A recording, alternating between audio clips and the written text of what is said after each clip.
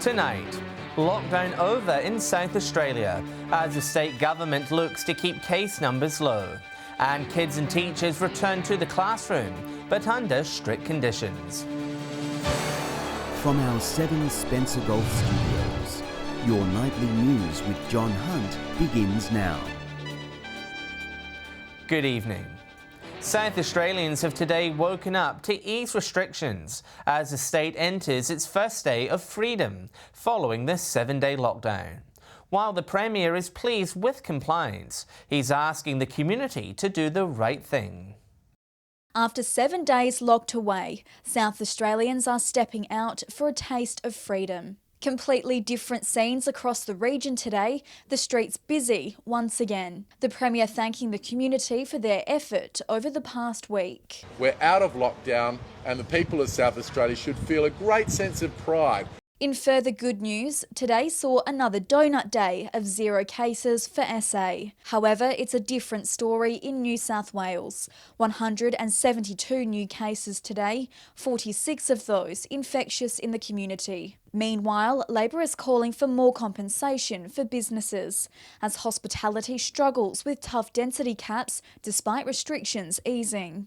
In a statement, Shadow Treasurer Stephen Mulligan says, while Labor fully supports the decisions being made, the state government has a responsibility to step up if they are going to impose harsh restrictions on businesses. Also saying the government should continue to provide financial support until restrictions are further eased. 3,100 payments had already gone out the door. We're now talking to the federal government about what is next, whether there is an opportunity for us to provide further support for business in South Australia. South Australians also praised for following new mask rules, now mandatory for indoor public places. If you can wear a mask, wear a mask. However, Premier Stephen Marshall says we're not out of the woods yet, asking South Australians to do the right thing to prevent another statewide lockdown. The current rules are expected to be in place for at least 7 days.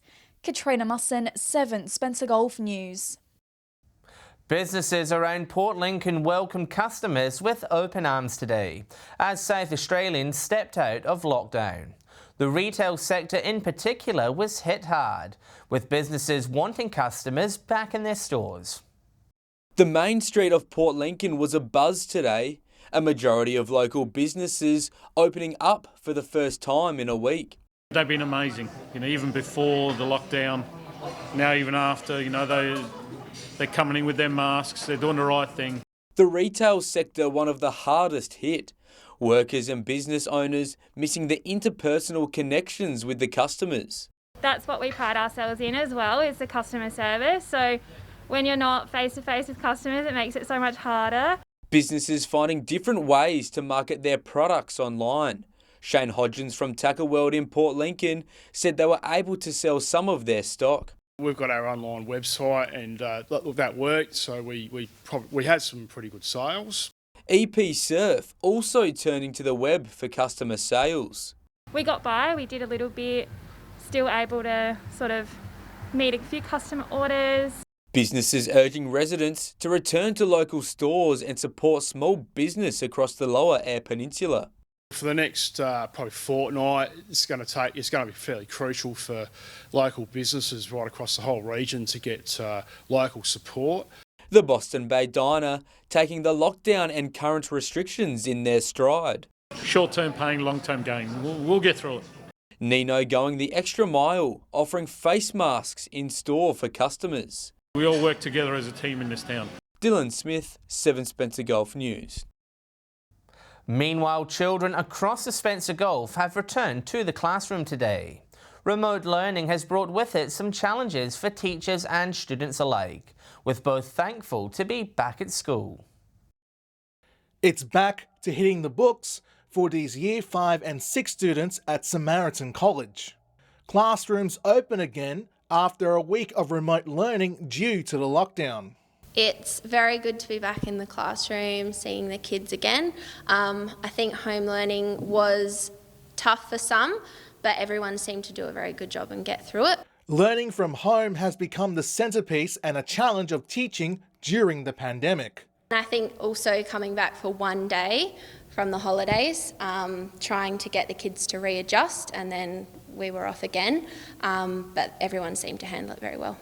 Teachers at the college kept busy by sending out lessons and worksheets through the internet and checking on their students' welfare while at home. As for the students, they say they missed being with their friends during the lockdown.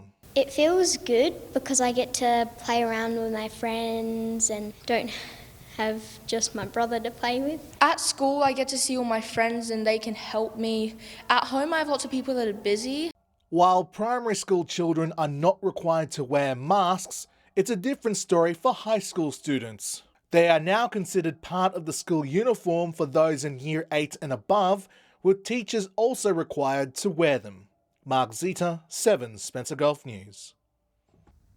COVID cancellations continue in Broken Hill, however, with the Excellence in Business Awards postponed again. RDA Far West Chairperson Dave Gallagher saying the decision was made for the well-being of the community, and it would have been irresponsible to allow the event to go ahead. It's the second year the awards haven't been able to be held, but organisers are hopeful vaccinations will allow a full-scale event next year. Still to come tonight, the rest of the day's news, including wild weather hits our region, and the Eyre Peninsula to trial new electricity grid technology.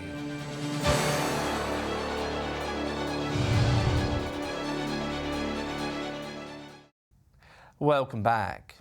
The Spencer Gulf battened down the hatches today, with strong damaging winds and rain lashing the region. But the Bureau of Meteorology says we have seen the worst of the conditions, with some relief on the way heading into the weekend. It's been a wild 24 hours as windy weather hit parts of the region. We had reports of severe winds, particularly at Snowtown there, where they recorded gale force winds of 60 to 65 kilometres an hour, and there was a maximum wind gust of 89 kilometres per hour. The Bureau of Meteorology today issuing a severe weather warning for the Eyre and Yorke Peninsula and parts of the mid-north. Wind gusts associated with showers and possible thunderstorms. Looking at possible wind gusts between 90 and 100 kilometres an hour, particularly for sort of coastal areas and along the ranges. State emergency service crews responding to more than 100 calls for assistance across the Yorke Peninsula, mid-north and on the west coast, reminding residents to clean up their properties as conditions continue into the night. It's a great time for property owners to prepare their properties, so cleaning out their gutters, cleaning around the home, securing away any loose furniture or outdoor equipment. But there is some relief on the way. Winds and showers will be easing for Thursday and Friday. There's a high pressure system going to be moving over the north of the state, so today's the windiest day compared to sort of Thursday and Friday. Katrina Musson, 7 Spencer Gulf News. New findings show motorists in South Australia are saving almost $30 a month on petrol costs. The RAA says the savings are achieved by using real-time fuel pricing apps, allowing drivers to find the best deals in their area. It's a weekly ritual that impacts our wallets the most when prices rise. But an RAA survey has found that new fuel price comparison apps are starting to make a difference. For the first time, you can actually see every fuel price in South Australia. So it isn't just for when you're driving down to the main street to get your fuel. It might be that, like today, you might be driving to Adelaide. It's actually going to be cheaper to fill up at home. Surveying 600 app users, the RAA estimates that they are saving on average $28 a month, equating to $337 a year. Real-time fuel pricing information was introduced by the state government in mid-March, and since then the number of cheap days in the cycle have almost doubled. I use the premium unleaded. I work in Whyalla, live in Port Augusta, and it's costing me a fortune going backwards and forwards for work. I've got the RAA app and I have used it and just try and find the cheapest. Some residents, however, would just prefer regional areas to have cheaper fuel across the board. I think it's a bit expensive. Whyalla's cheaper than here, Adelaide's cheaper than here, and it's all got to come this way to get to Port Augusta. We're the Iron Triangle of South Australia. And this business of driving the other side of the city to get cheaper fuel, when you get there, find out that that's not the case anyway, and you've used fuel to get there, so that's just ridiculous, really. Edward McCarroll, 7 Spencer Gulf News. 3 communities on the Eyre Peninsula will receive federal government funding to test innovative technology. Ensuring safe, reliable and affordable power is provided to regional and remote communities at the fore of the project. A boost for communities on the Eyre Peninsula. The federal government announcing funding for innovative electricity supply. Reach out to regional remote communities and ensure that they've got reliable and affordable electricity. Around $1.1 million has been allocated to sites at Kaniba and Kimber. The funding will support feasibility studies investigating the potential of renewable energy microgrids. From fossil fuels to renewable energy, what we need to be able to do is make sure it doesn't come at a great cost. The farming community of Kimber delighted to be a part of the project. It's a really positive thing and we're really hopeful that we can get some good results out of this feasibility study. He is also hoping the project will attract businesses to the town. If we could provide a lower cost energy to Kimber, I'm sure we'd be able to attract extra industry and other businesses into our community as well. The member for Grey, happy his electorate is leading the nation. What we'll develop out of that, I think, will be helpful for the rest of the electorate and the rest of Australia. A site in Arkaroola has also received funding. Dylan Smith, 7 Spencer Gulf News. A man has been reported after refusing a breath test in Ceduna this week. Police stopped a vehicle travelling on Thevenard Road just before 5 p.m. on Monday, July 26. The 49-year-old local man returned a positive roadside breath test and was taken to the Ceduna police station. Checks on his licence also revealed that he did not hold a driver's licence, having previously been disqualified. The man was issued with a 12-month instant loss of licence and reported for driving without a licence. Stay with us. A much-loved Broken Hill police officer hands in his badge. And a fundraising push launched to bring new medical equipment to Port Augusta.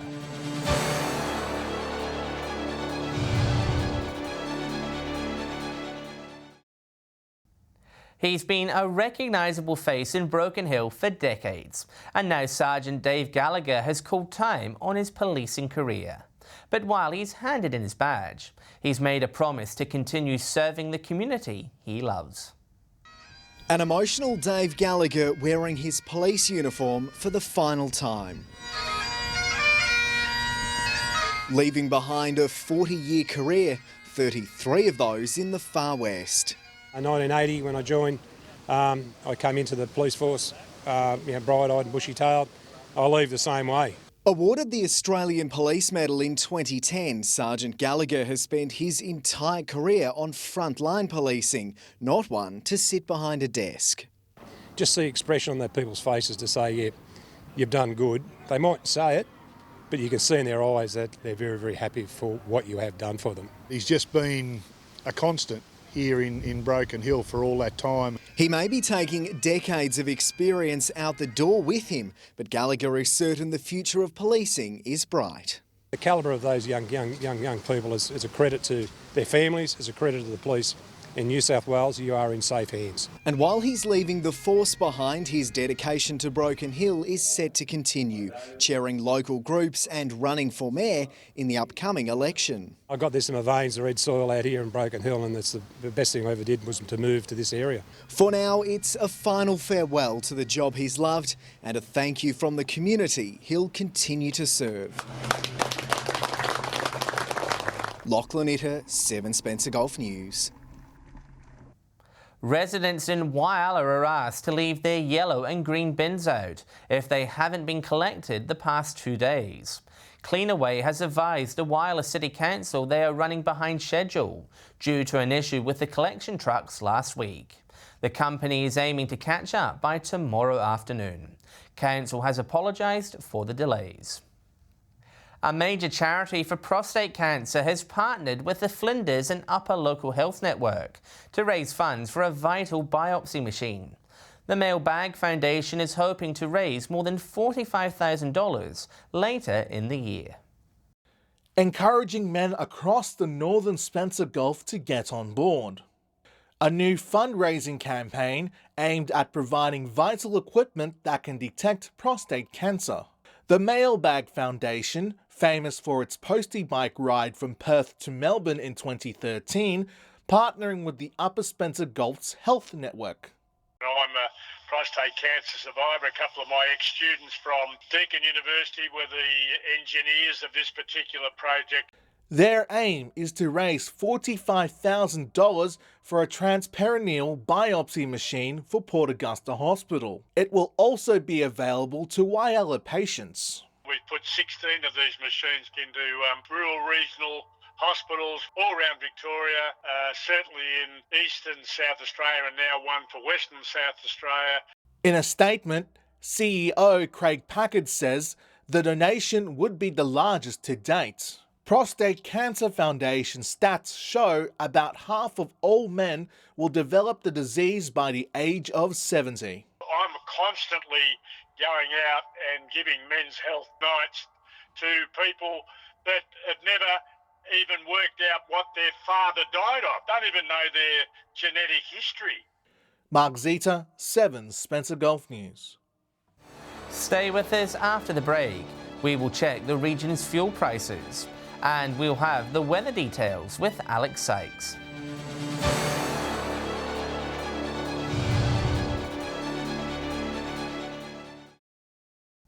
Hello again. For those making the most of our newfound freedoms and planning a weekend drive, there are some slight increases in prices at the Bowser. Here's Lachlan Itter with this week's edition of Fuel Watch. I'm sure being able to get out and about again is a relief for many, and for what it's worth, it's the usual small changes we've become accustomed to at the petrol pump. We begin with unleaded. Port Pirie, the odd one out this week, but in a good way. The price there unchanged at $1.44 a litre and still the cheapest. Broken Hill is up by around half a cent to $1.57 a litre and still the most expensive part of our region. Across the rest of the board, we're looking at increases of around a cent a litre. That's putting Kadina and Port Lincoln at $1.50, $1.52 in Whyalla and $1.53 in Port Augusta. Prices in Adelaide are uniformly high, averaging $1.62 a litre. That's where those pricing apps we were talking about earlier are going to help you find a bargain. Over to diesel, and Kadina takes the crown here, unchanged and the lowest price. Expect to pay $1.44 a litre, about that amount in Port Pirie as well. You'll pay $1.47 in Port Lincoln, $1.48 in Whyalla and $1.49 in Port Augusta. All those areas up this week by around a cent. Broken Hill shifting slightly up to the higher end of $1.54. After a bit of a jump a few days ago, diesel in Adelaide is actually down on last week, $1.44 there. Finally to Autogas, and prices in both Port Pirie and Kadina are up, joining Port Augusta in the 99-cent club. Fill up in Whyalla instead if you can. Now remember that these prices are the regional averages and do not reflect any one particular outlet. And if you do spot unleaded diesel or Autogas cheaper, be sure to let us know on our Facebook page. And with the Spencer Gulf now free of lockdown just in time for the end of the week, it's time to see what the weather is looking like. With all the latest details, it's good evening to Alex Sykes. And good evening to you, John. Well, it was a bit of a mixed bag of conditions across the Gulf. From 3 p.m. today, Port Augusta was partly cloudy at 19. Port Lincoln had a shower or two and was windy 14. Showers in Clare reached just 12 degrees there. Looking further out across the region now, Whyalla was partly cloudy and 17. Broken Hill reached 18. Port Pirie got to a high of 17. Adelaide and Kadina both got to 14. Mostly sunny for Cleve, also 14.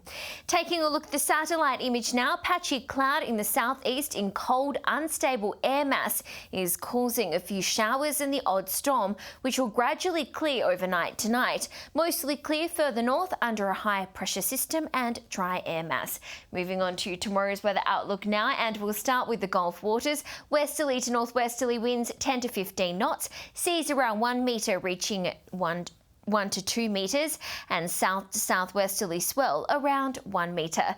Mainly fine conditions tomorrow, mostly sunny for Port Lincoln, set to reach 18.